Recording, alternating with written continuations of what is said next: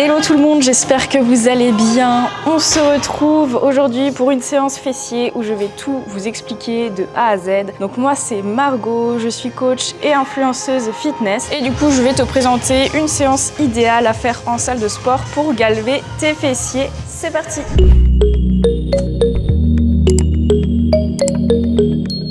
Alors il faut savoir que dans mon cas personnel, je n'ai pas une génétique à avoir les fessiers galbés. La séance que je vais vous proposer, c'est vraiment le type de séance qui m'a permis de bomber mes fessiers et à avoir ces avant-après.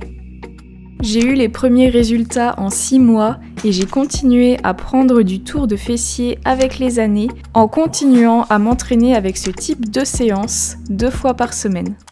Donc pour l'échauffement de cette séance, je vous conseille de commencer par un petit échauffement cardiovasculaire sur le tapis, par exemple un peu de marche rapide pendant 5 minutes. Ça vous permettra d'élever la température corporelle et de préparer le corps à l'effort. Ce que je vois beaucoup quand des personnes veulent faire des séances jambes et notamment une séance fessier, c'est qu'ils passent pas mal de temps sur l'escalier avant. Pourquoi pas, si vous mettez vraiment une vitesse faible, l'idée de l'échauffement cardiovasculaire, c'est pas de se fatiguer avant la séance et de cramer les muscles. Donc c'est pour ça que je vous conseille vraiment un cardio léger qui va augmenter doucement votre rythme cardiaque. Donc c'est pour ça que je vais pas vous conseiller forcément l'escalier, mais plutôt quelque chose comme de la marche sur tapis ou de l'elliptique dans une cadence légère. Ensuite, ce qui va être très important, ça va être l'échauffement articulaire et la mobilité. Donc je vais vous montrer. Donc les articulations qui vont être pas mal sollicitées, ça va être surtout les hanches, les genoux et les chevilles. Donc on va commencer avec des étirements balistiques. Donc c'est des étirements dynamiques qui vont permettre de préparer les articulations à avoir une belle amplitude, mais également de lubrifier les articulations pour les préparer à l'effort tout simplement. Donc pour cela, on va se tenir quelque part, un mur, une barre, peu importe, et on va envoyer la jambe d'avant en arrière. Et lorsque la jambe arrive derrière, on contracte bien le fessier. Je me mets sur le côté pour que vous voyez mieux. Donc voilà, j'envoie l'avant en arrière. Et à chaque mouvement, j'essaye d'aller un peu plus loin. J'évite de trop bouger mon buste. Mon buste reste fixe, donc ça veut dire que je contracte les abdos. Et là, je vais faire une quinzaine de mouvements. Je garde la jambe tendue, le pied flex. Et là, je dois sentir que ça tire au niveau de l'arrière de la cuisse, au niveau éventuellement des adducteurs. Je vais faire pareil de l'autre côté.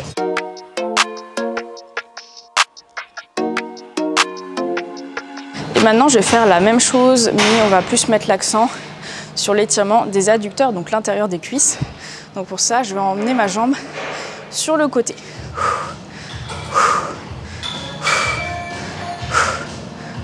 Voilà, je cherche bien à augmenter l'amplitude au fur et à mesure.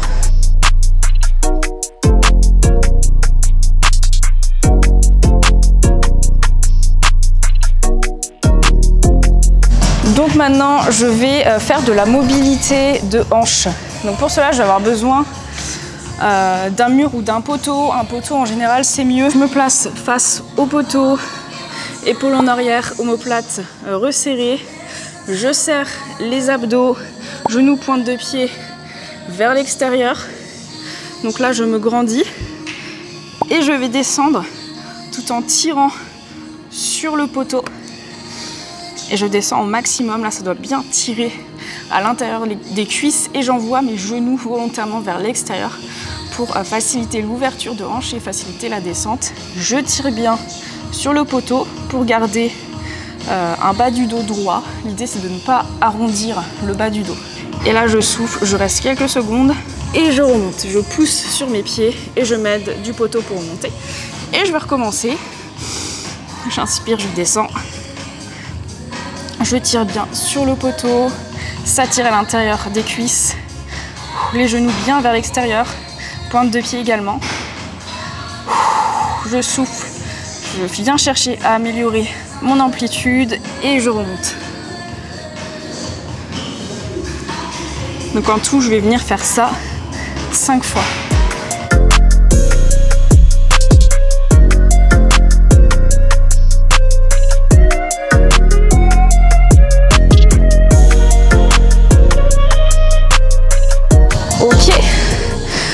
Maintenant, on va travailler la mobilité de la cheville. Donc pour ça, j'écarte mes pieds légèrement supérieurs à la largeur de mes épaules, genoux, pointe de pied vers l'extérieur. Je serre les abdos, épaules en arrière. Et là, je vais venir descendre en squat. Je garde mes genoux vers l'extérieur. Et là, je vais venir basculer sur le côté, mettre mon poids du corps sur le genou. Donc je peux appuyer dessus avec mon avant-bras. Et là, l'idée, c'est de faire une flexion de cheville, de garder le talon au sol. Et ça va tirer au niveau du tendon d'Achille. Je souffle, ça tire. Je reste quelques secondes et je bascule de l'autre côté pour faire la même chose. Je garde bien le talon au sol, très important. Et là, ça tire au niveau du tendon d'Achille.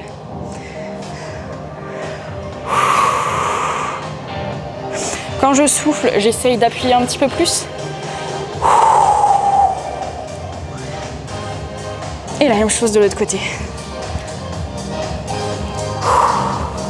Il y a toujours un côté qui est plus difficile que l'autre. Côté gauche, je galère perso. Alors que le côté droit, ça va.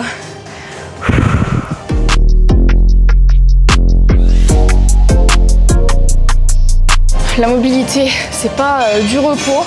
C'est un petit peu fatigant, mais ça permet de bien préparer le corps et d'avoir une belle amplitude sur les mouvements. Alors quand vous débutez, vous ne pouvez pas améliorer votre mobilité d'un coup, mais c'est en faisant ça au début de chaque séance jambes-fessiers que vous allez améliorer votre mobilité et donc petit à petit au fil des semaines, vos amplitudes sur les mouvements vont s'améliorer. Et j'en profite de vous parler de l'hydratation pour vous présenter le sponsor de cette vidéo qui est Brain Effect. Donc, Brain Effect, c'est une marque de compléments alimentaires allemande qui propose plein de gammes de compléments pour plein de problématiques différentes comme le sommeil, le bien-être, la digestion ou encore la récupération. Donc au niveau de l'hydratation, ils ont sorti récemment l'Hydrate Drink, donc qui contient tous les éléments que l'on va perdre lors de la transpiration. Lors de cette séance jambes, si vous la testez, vous allez voir, vous allez normalement bien transpirer.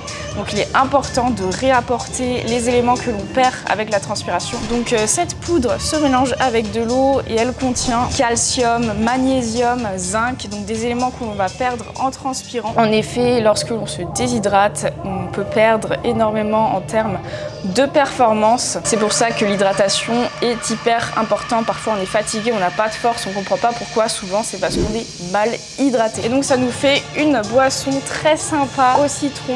Le goût est vraiment très bon. Donc si ça vous intéresse, je vous mets le lien de l'Hydrate Drink en description de la vidéo et vous pouvez profiter d'une réduction avec mon code promo qui s'affiche juste ici.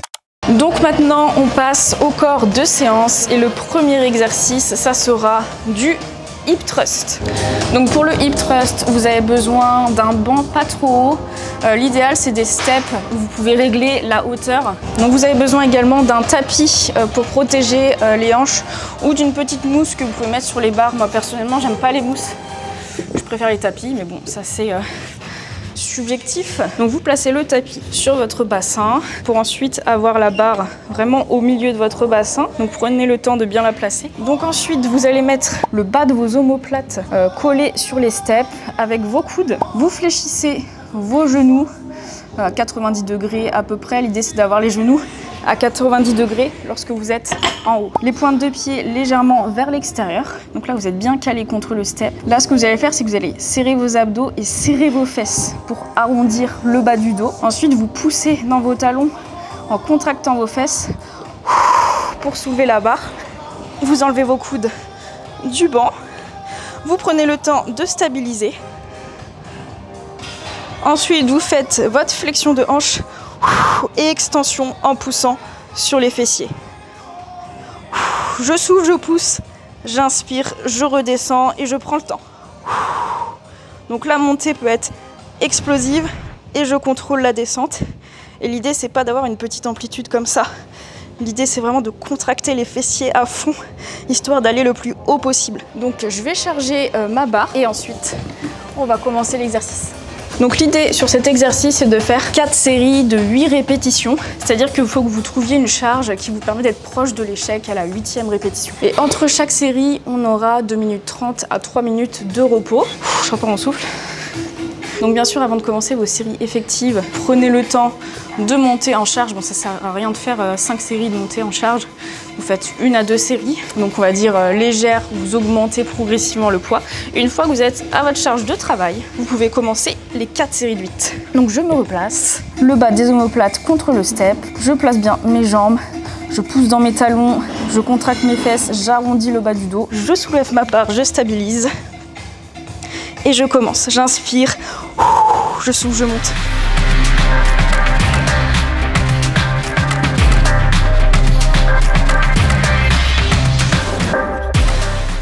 Donc vraiment là on est presque sur un exercice d'isolation fessier. Il n'y a quasiment que ces muscles là qui sont censés travailler. Donc le hip thrust, ça cible le grand fessier, donc vraiment le plus gros muscle de votre corps. Et c'est en hypertrophiant ce muscle, donc en le faisant grossir, que vous allez pouvoir galber vos fessiers. Le hip thrust, c'est vraiment l'exercice phare pour les fessiers parce que la marge de progression sur cet exercice est énorme. Il y a des filles qui chargent énormément sur cet exercice. Par exemple, ma charge de travail pour 8 répétitions, je vais être aux alentours de 150 kg. C'est beaucoup. Là, pour la vidéo, j'ai mis 100 kg. Si vous faites cet exercice régulièrement, vous pourrez facilement monter jusqu'à 100 kg. Donc on part ensuite pour 2 minutes 30 de repos et ensuite on va reprendre les 3 séries qui nous restent. Donc je vous montre sur le côté ce que ça donne. Surtout erreur à ne pas faire sur ce mouvement, c'est de cambrer le dos. Vraiment l'idée c'est d'arrondir le bas du dos, c'est un peu contre-intuitif parce que sur la plupart des exos on demande d'avoir le dos droit. Là l'idée c'est vraiment de rétroverser le bassin. C'est comme ça que vous allez pouvoir bien contracter vos fessiers et protéger vos lombaires.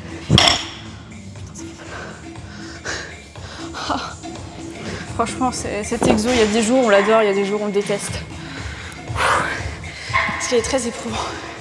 Si vous débutez, vous allez sûrement vous demander mais comment je sais quel poids je dois mettre sur la barre. Donc pour les débutants, pour commencer, il va falloir ne pas mettre trop de poids, il va falloir travailler léger. Première semaine où vous allez faire cette séance, vous allez mettre léger jusqu'à savoir faire correctement les exercices. Donc pour vous corriger, vous pouvez demander à quelqu'un de plus expérimenté ou sinon vous filmez et analysez votre mouvement. Vérifiez que vous avez une bonne amplitude et qu'il n'y a pas d'erreur de posture. Lorsque vous savez bien faire le mouvement, là vous pouvez mettre une charge qui vous permettra d'être proche de l'échec à la dernière répétition. Par exemple, si sur l'exercice vous devez faire 10 répétitions, vous devez mettre une charge qui vous permette de faire 10 répétitions, mais à la 8e, à la 10e rep doivent être difficiles, vous pouvez plus vraiment garder la même cadence. Donc quand vous débutez, dans un premier temps, vous apprenez à bien faire l'exercice et ensuite vous augmentez la charge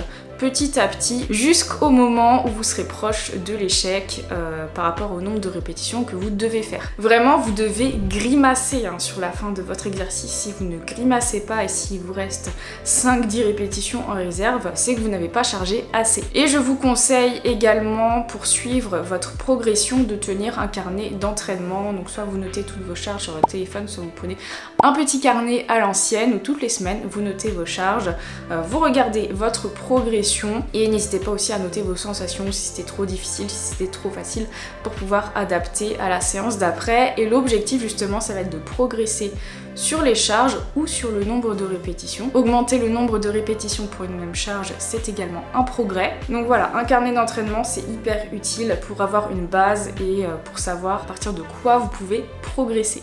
Alors le deuxième exercice de cette séance, ça va être le soulevé de terre roumain. Vous avez besoin d'une barre, de bumpers. Donc je vais vous expliquer le mouvement. Je vais mettre ma caméra sur le côté. Donc ce qui se passe, c'est que je viens chercher ma barre. Je serre mes omoplates, épaules en arrière. Là je prends la barre comme si je voulais la tordre et je monte. Donc pour le soulevé de terre roumain, le mouvement commence en haut. Donc là je suis bien gainée. J'ai les omoplates bien serrées. Et là je vais venir descendre. Je fais glisser la barre le long de mes jambes et je remonte avant que la barre touche au sol. Et en fait, j'envoie mes fessiers vers l'arrière, c'est-à-dire que je ne fléchis pas volontairement les genoux et je fais descendre la barre jusqu'à mi-tibia. Je serre bien les abdos. L'idée, c'est que je contracte les fesses pour remonter.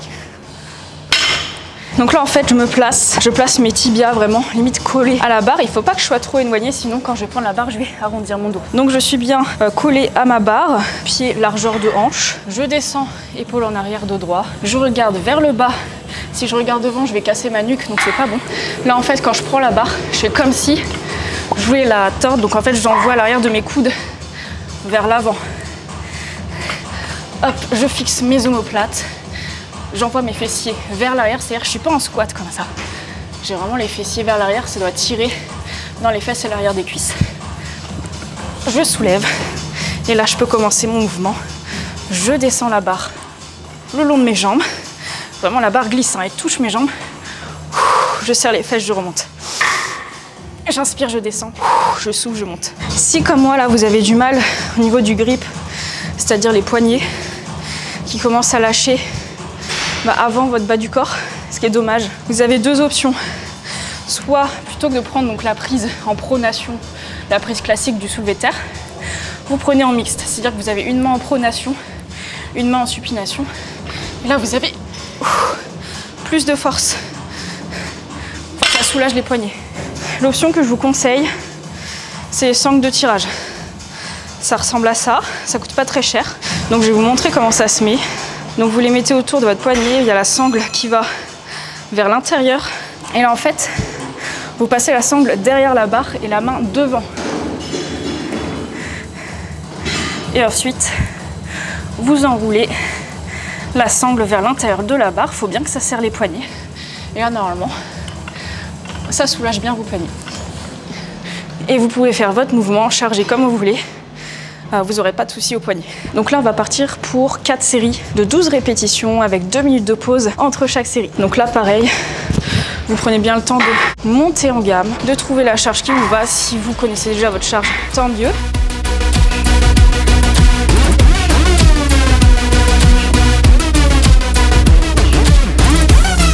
Cet exercice va travailler les grands fessiers, mais également les ischio-jambiers. Et là, contrairement au hip thrust, la tension va être maximale lorsque le fessier va être en position étirée et non en position raccourcie. C'est pour ça qu'il est intéressant d'avoir ces deux exos dans une séance fessier parce qu'ils travaillent tous les deux le grand fessier, mais différemment. Alors pour l'instant sur les exercices, je vous ai mis 2 à 3 minutes de repos entre les séries. Je pense que pour certaines personnes ça peut paraître long comme temps de repos et pourtant ce sont des temps de repos classiques pour des séances de musculation. Si vous trouvez que les temps de repos sont trop longs et que vous souhaitez les raccourcir, c'est tout simplement parce que vous n'avez pas mis assez d'intensité sur vos séries, vous n'avez pas mis assez lourd par exemple et vous pensez peut-être être proche de l'échec alors que pas du tout. Attention aux sensations que vous avez par exemple sur le hip thrust, c'est pas parce que vous commencez à ressentir une brûlure dans les fessiers que vous êtes proche de l'échec. La sensation proche de l'échec, c'est pas du tout ça, c'est vraiment un manque de force. Vous allez sentir que vous avez de moins en moins de force et c'est ça qui va vous montrer que vous êtes proche de l'échec. La brûlure, c'est pas du tout un bon indicateur. La brûlure, c'est assez normal sur des exercices comme le hip thrust. Ça va l'être un petit peu moins peut-être sur le soulevé de terre roumain. Mais ne vous fiez pas à la brûlure, à la douleur dans les muscles pour savoir si vous êtes proche de l'échec ou non. Fiez-vous vraiment à votre force. Si vous sentez que vous perdez de la force au fur et à mesure des répétitions, c'est que la charge est bonne et dans ces cas-là, vous aurez besoin de beaucoup de temps de repos.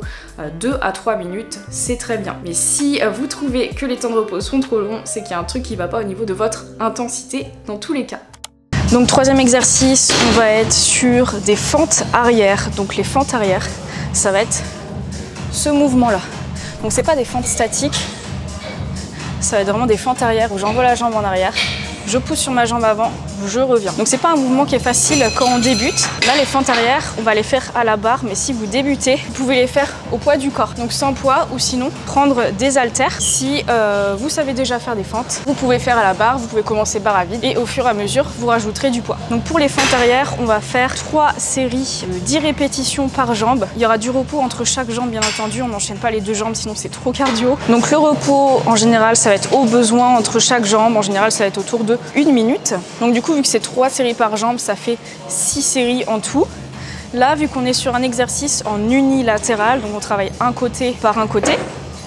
Donc en plus, merde, il y a des gens qui m'ont regardé, du coup ça m'a perturbé. Donc on va toujours commencer par notre jambe la plus faible, donc qui va être la plus difficile à stabiliser au niveau de l'amplitude. Donc je place ma barre au niveau de mes trapèzes, la partie charnue des trapèzes.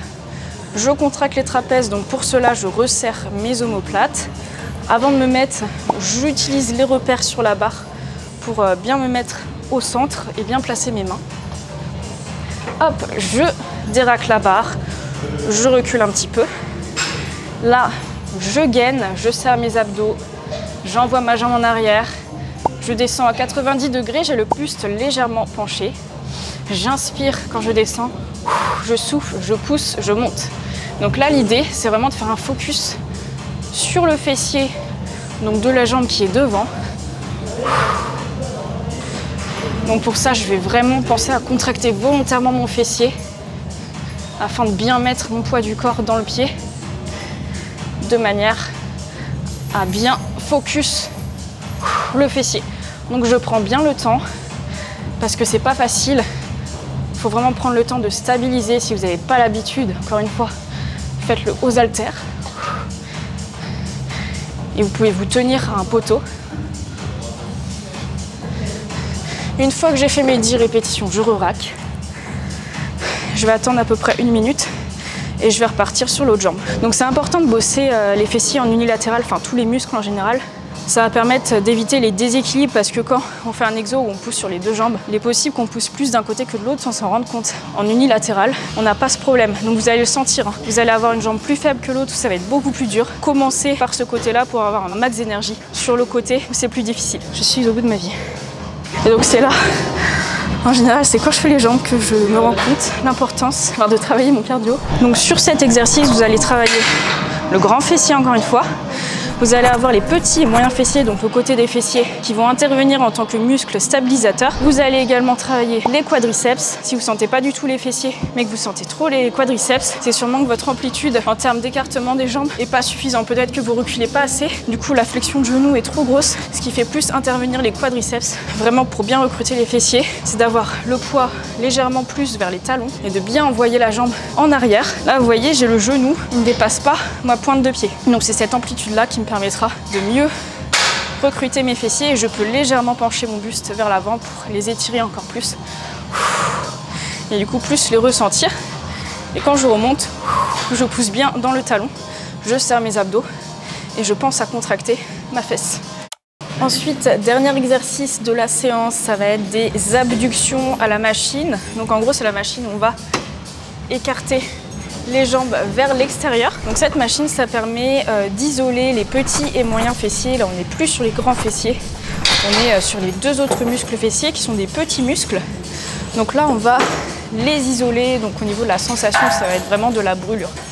Donc là, on va partir sur 4 séries en drop set. Je vais vous montrer concrètement ce qu'on va faire. Vous allez comprendre ce qu'est le drop set. Donc ça va être 4 séries de 10 plus 10 répétitions en drop set et on aura 1 minute 30 de repos entre les séries. Donc au niveau du placement, alors ça va dépendre de chacun. Il y en a qui vont se mettre vraiment au fond du dossier, mais moi vu que je suis petite, j'ai préféré vraiment me mettre au bout du dossier. Donc je mets mes pieds sur les petites plateformes. J'ai le genou et l'avant des cuisses collés au coussin sur les côtés. Là, je serre le ventre, je me penche légèrement, sauf si je suis calée dans le dossier. Si je suis dans le dossier, je peux me tenir sur les poignets à côté. Et là, je vais écarter les jambes vers l'extérieur. Donc ça va brûler ici, là, vraiment sur le côté des fesses. Et bien sûr, je contrôle quand je ramène. Alors on voit beaucoup de gens sur cette machine qui sont sur leur téléphone en même temps. Si vous êtes sur votre téléphone en même temps, c'est que vous ne travaillez pas. Donc pour le drop set, comment ça marche? Vous allez régler votre charge de travail, donc prenez le temps de la trouver. Pour faire 10 répétitions, alors mettez pas une charge qui vous fait aller à 10 répétitions à l'échec, mettez une charge un petit peu moins élevée, vous allez comprendre pourquoi. Donc là je pars pour mes 10 répétitions, j'inspire, je ramène. Et donc dès que j'ai fait mes 10 répétitions, j'enlève 1 ou 2 plaques, je prends pas de repos, je repars pour 10 répétitions.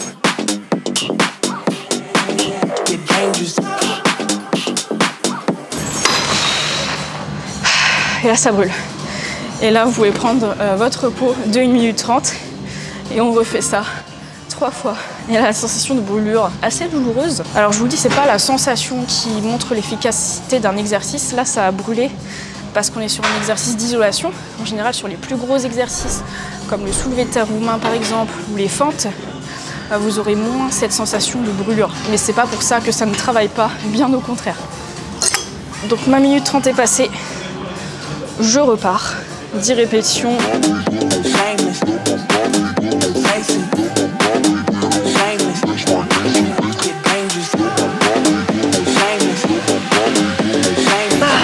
vraiment vous dégrimacer comme ça à la fin. Aïe. Donc voilà ce qu'est un drop set.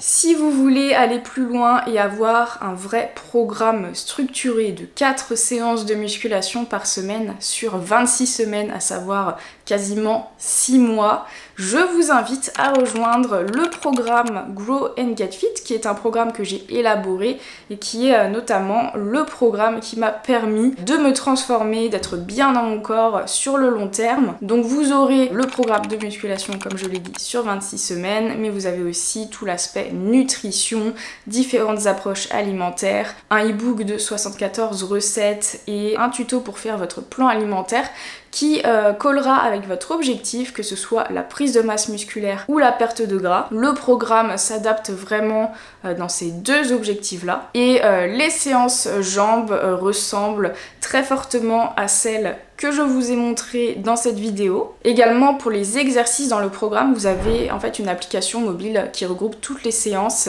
et chaque exercice est illustré sous forme de vidéo avec des consignes claires et des erreurs à ne pas faire. Et si vous souhaitez rejoindre le programme, faites-le maintenant parce qu'il est en promo pour la rentrée durant le mois de septembre. Il ne sera pas de nouveau en promo avant l'année prochaine, donc c'est vraiment le moment. Même si vous souhaitez le commencer un petit peu plus tard, il est 50 € moins cher qu'habituellement et vu tout le contenu qu'il y a à l'intérieur, le prix est vraiment pas excessif, surtout avec la promo. Donc voilà, profitez-en, rejoignez la team Grow and Get Fit pour transformer votre corps de manière durable, vous épanouir dans vos entraînements, vous épanouir dans votre alimentation. Donc le lien est dans la description de la vidéo et j'ai hâte de vous retrouver dans le programme. Donc les amis, dernière étape de l'entraînement, on va venir se suspendre à une barre de traction pour détendre les vertèbres. Vu qu'on a mis du poids sur le dos avec les fentes, c'est intéressant de faire ça en fin de séance. Donc pour ça, je prends une barre de traction tout simplement. Je me suspends, je détends bien les jambes. Je peux faire un peu d'autograndissement aussi. Et là, on sent que ça étire au niveau de la colonne vertébrale. Quand on a l'habitude de mettre des charges sur son dos, que ce soit en muscu ou pas, ça fait du bien de faire ça. Donc là, je peux essayer aussi d'arrondir un peu mon dos pour détendre davantage. Alors très légèrement. Et voilà, je reste une trentaine de secondes, le max de ce que je peux. Et j'ai fini. Et donc voilà les amis pour cette séance fessier. Donc c'est une séance d'1 heure, de 4 exercices. Il n'y a pas besoin d'avoir 36 exercices par séance. Là on a vraiment travaillé les fessiers dans leur ensemble. Donc on a eu un exercice à forte tension de contraction pour le grand fessier, à savoir le hip thrust, 2 exercices à forte tension d'étirement pour le grand fessier également avec le soulevé terre roumain qui a également travaillé l'arrière des cuisses et les fentes qui ont travaillé également les quadriceps, donc l'avant des cuisses. Et ensuite on a terminé par un travail d'isolation des petits et moyens fessiers avec les abductions. Donc si vous faites cette séance chaque semaine, que vous essayez d'augmenter vos charges, vous allez forcément voir un changement au niveau des fessiers, ils vont s'hypertrophier, donc ça va vous permettre de les galber. J'espère que ça vous aura plu, n'oubliez pas de commenter, laisser un like et vous abonner pour soutenir ma chaîne. On se retrouve très bientôt pour une prochaine vidéo.